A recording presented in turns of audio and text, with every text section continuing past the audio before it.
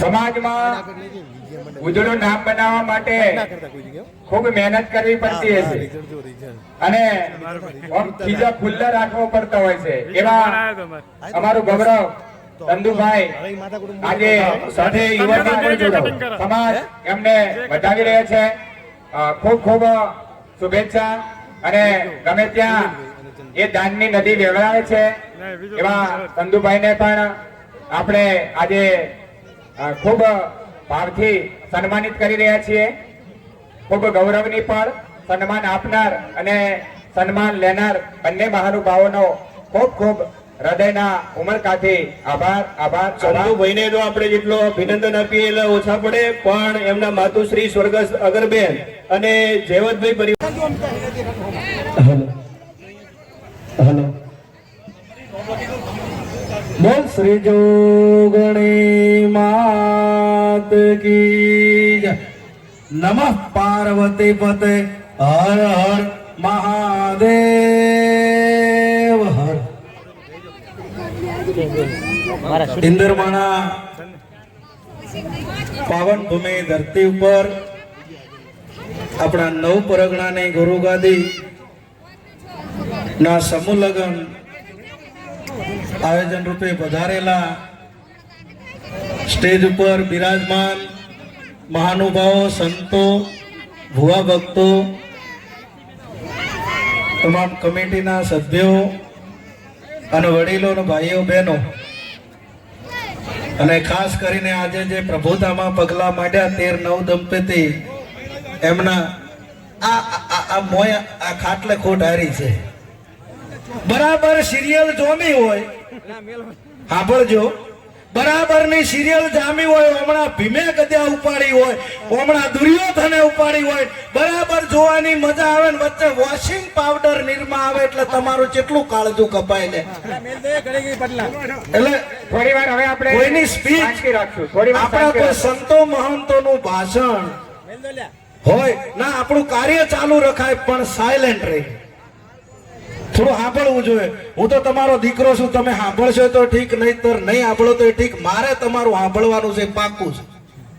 મને તમે સાંભળશો કે નહીં સાંભળો, પણ હું તમારો દીકરો છું, તમારું સાંભળીશ ને સાંભળી. તમારા આશીર્વાદ હશે તો આ માઇક છે ને છે જ નહીં ભાઈ.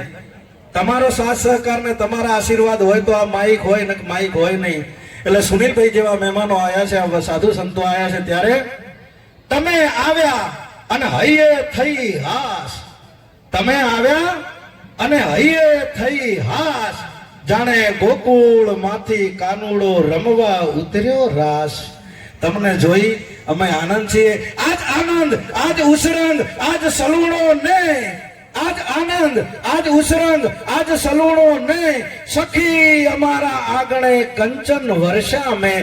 તમને ભાળીને આનંદ છે. તમે આયા. મારું ગામ છે, આમ તો આપણા નવ પરગણાનું જ ગામ કહેવાય, પણ છતાંય હું અત્યારે આ ગામનો દીકરો છું. એટલે મારે માન સન્માન આ માઇક ન મળે તો મારે ચલવી લેવું પડે, પણ તમારા આશીર્વાદ લેવા માટે મેં આ માઇક લીધું છે. મારે ખાસ કંઈ કહેવું નથી, મારે એટલું જ કહેવું છે. આપણું બંધારણ બન્યું, બંધારણ સફળ થયું, પણ બંધારણ હજુ ને હજુ વધુમાં વધુ સફળ થાય એવી આપ સૌ પાસે મારી વિનંતી છે. બીજું કે સમૂહ લગ્ન બંધારણમાં સૌથી પહેલો મહત્વનો મુદ્દો સમૂહ લગ્ન છે. વડીલોને કહું છું, સમૂહ લગ્ન થી એટલા ખર્ચા બચે છે, એટલો ટાઈમ બચે છે. ટાઈમ ખર્ચા બચે, સાથે સાથે આપણો દીકરી કે દીકરો કે દીકરી પરણતા હોય તો આપણા સગા સંબંધીઓ વચ્ચે પરણાઈએ, અને સમૂહ લગ્નમાં પરણાઈએ તો મારી નાત ગંગા હાજર હોય, મારા સાધુ સંતો હાજર હોય, મારી બેન દીકરીઓ હાજર હોય, વડીલો હાજર હોય, અને એમના આશીર્વાદ મળે તો માં જોગમાયા એમના ખજાને કોઈ દી ખોટ ન પડવા દે. ભાઈ, સમૂહ લગ્ન એ જ મહત્વની વાત છે. સમૂહ એટલે ભેળા રહેવું, ભેળા રહીને લગ્ન કરવા. એ સમૂહ લગ્ન જેને જેને કર્યા છે અને જેને વર્ષો પહેલા આ કામ ઉપાડ્યું એમને ખૂબ ખૂબ વંદન કરું છું. ભાઈ, પેલા ભાઈ જેમને આ સમૂહ લગ્નનો વિચાર આવ્યો છે, જેને આ કાર્ય કર્યું છે, પ્રથમ પહેલા કોકે તો કર્યું છે ને. એટલે હા, લગભગ 1997 માં 95 આ પેલા બાસપા, પછી આપણે અહીંયા થરા, જેને પણ બધાને વંદન કરું છું. મને તો યાદ નથી, પહેલા સમૂહ લગ્ન હતા, મને ખબર છે. એ સમૂહ લગ્ન ને ટાઈમે મારા પપ્પાને ઓફ થયે 15 દિવસ થયા હતા, અને સમૂહ લગ્ન હતા એ મને ખબર છે કે એ ટાઈમે સમૂહ લગ્ન થયા હતા ભાઈ. એટલે આ તમે વધાર્યા, જેને જેને દાન આપ્યું છે. સુનિલભાઈ ખંભાત, આપણા સમાજનું એક એવું ઘરાણું છું. હું તો એમના સુરત જઉં એટલે જતાય રોકાવું, આવતાય રોકાવું. ખંભાતમાં એમના ફાર્મ હાઉસમાં 4-5 દિવસ હું શૂટિંગ હોય તો એમને પૂછ્યા વગર જતો રહું.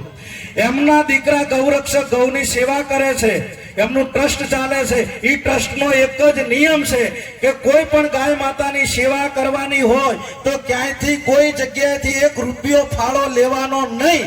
પોતાના પૈસે ગાય માતાની સેવા કરે છે. એવું ટ્રસ્ટ એમના દીકરા ચલાવે છે. અને અત્યારે હાલ ખંભાતમાં પોતે કેન્ડિડેટ છે એમના દીકરા. એટલે આપણા પક્ષને નહીં જોતા, આપણા સમાજના દીકરાને જોતા, આપણા દિલના આશીર્વાદ એમના ભેળા રહે એવી હું આપ સૌને વિનંતી કરું છું. નક હોય છે ઘણી જગ્યાએ, હું દરેક જગ્યાએ માતાજીની ગાદી ઉપર હોય તોય કહું છું ને અત્યારે કહું છું કે ગામ હોય 100-200 ઘર હોય તો વઢવા બોલવાનું નાની નાની વાતમાં થાય, પણ મોઢેથી બોલવું, મનથી ન બોલવું, કોદાળો મારો ભગવાન નોખો ન થાય. એનો દાખલો કહું, તમારા હાથમાં એક પથરો હોય, પથરો કૂતરાને મારો એટલે કૂતરું દોડી ઉડે. ઈનો ઈ પથરો લઈને બિલાડીને મારો, બિલાડી દોડી ઉડે. પણ ઈનો ઈ પથરો લઈને ભમરા મતને મારો ખરા કહું તમને ભાઈ. ભયા પૂછવાય નહીં રહેતા, 7 નંબર ને 100 નંબર ના થતો હોય તો પહેરીને દોડી ઉડે ભાઈસંબા. એનું કારણ કૂતરું એટલા માટે દોડી ઉડે, કૂતરું એકલું હતું. બિલાડી એટલા માટે દોડી ઉડે, બિલાડી એકલી હતી. અને પેલા બધાય ભેળા હતા. ભેળા થઈને રહેશો. સમાજને કહું છું, હું મારી વાત નહીં કરતો, પર્સનલી વાત કોઈ નથી ભાઈ, પણ આખી સમાજ ભેગી થઈને રહે તો ઉપર કંઈક દેખા હે. અહીંયા પેલા ભાઈ ફોર્મ ભરે ને બીજા દાડે ચંદુભાઈ જઈને આડા નાખે, કોદાળો મેળચોય આબાનો જ નહીં બાપા. પેલી આપણી એકતાના પ્રતીકની દર્શન છે. આપણે એકતાનું પ્રતીક બતાવીએ તો 2027 માં જોગમાયા, હું તો નેતાજીઓ નીકળી ગયા ને કહી દો તમારા વતી કે 2027 ની વિધાનસભા આવે, 2029 ની લોકસભા આવે છે. આ વખતે સ્થાનિક સ્વરાજની ચૂંટણીમાં આપણી સમાજને બહુ જગ્યા મળી. સંગઠનમાં આપણા નારાયણભાઈ જેવા, અશોકભાઈ જેવા ઘણાઓને જવાબદારી મળી, આપણા પરસોત્તમભાઈ જેવા. પણ આપણે એકતાનું પ્રતીક દર્શાવીએ, એકતાનું પ્રતીકના દર્શન થાય. અને આપણા ભારતસિંહ સાહેબે કીધું તો હમણાં કે પીએસઆઈ, કલેક્ટર સાહેબ, ડોક્ટર ને તો આપણે બધા એવા સમાજમાં થઈ ગઈ. પણ હવે તમને બધાને આગળ કરીને હાથ જોડીને કે એવું પ્રતીક આપણે દેખાડીએ કે આવતા સમૂહ લગ્ન 27 પછી થાય. અને માઇકમાં જે પણ એન્કર કરતા હોય એમના મુઠે એવું આવે કે અમારી સમાજના ફલાણી વિધાનસભાના ધારાસભ્ય પધારી રહેલ છે, અમારી સમાજના ફલાણા લોકસભાના ઉમેદવાર સંસદ પધારી રહ્યા છે. એવું બને એવું આપણે માતાજીને પ્રાર્થના કરીએ, એવો હંપ રાખીએ. એટલી વાત સાથે આપ સૌના ચરણોમાં નતમસ્તક વંદન કરી મારી વાણીને વિરું છું. અને એક બીજું, અહીંયા બેઠા બેઠા મને પ્રમુખ સાહેબે કીધું છે તારીખ 27/4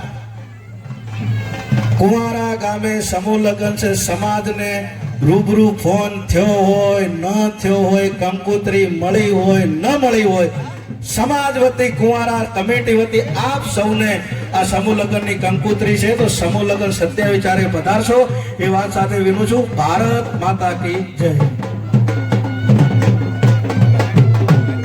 આ તમારા બધાનો સાથ સહકાર મળી રહે એ સાથે ભારત માતા કી જય.